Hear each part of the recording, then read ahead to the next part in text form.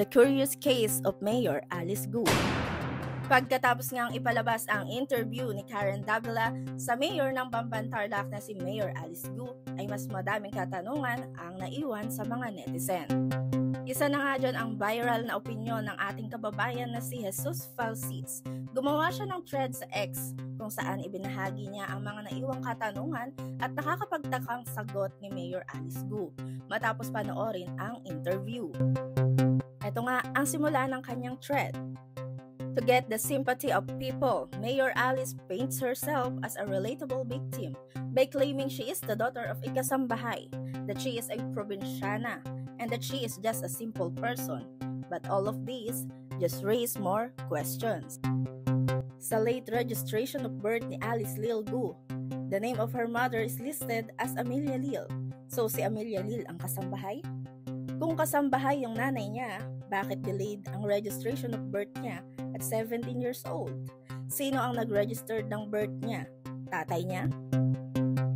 Kung tinatago siya ng tatay niya dahil sa kahihiyan, dahil ba may ibang pamilya yung tatay niya sa Pilipinas? The only sibling Mayor Alice Gu said was about his stepbrother back in China. So anong kahihiyan sa Pilipinas ang rason para itago siya ng tatay niya? And then, as if to insult our intelligence, Alice Gu claims she is but a simple and humble person. Karen Davila rightfully points out that she is rich. A Tarlac-based media outlet reported about Alice Gu, a sports car McLaren flash. She had a chopper and multiple businesses. Excuse pa ni Mayor Alice Gu. Hiniram niya lang ang McLaren sa mayor ng Concepcion, Tarlac. At ito ay hindi nakakapaniwala dahil according sa customs, isang McLaren 620R lang ang nakarating sa Pinas at illegal pa nga ito. Belying further, Alice Gu claims that she is simple.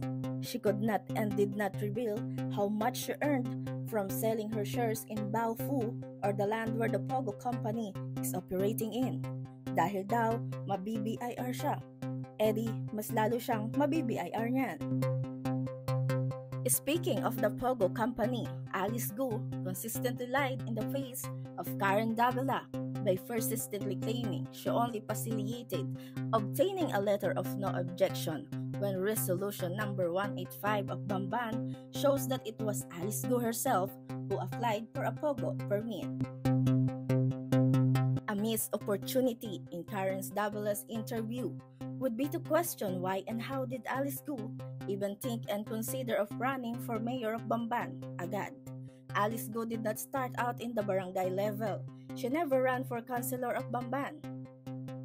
She did not have any prior political experience before running for mayor in 2022. Paano yun? Simpleng probinsyana lang siya na kinahiya ng tatay niya at tinago from birth.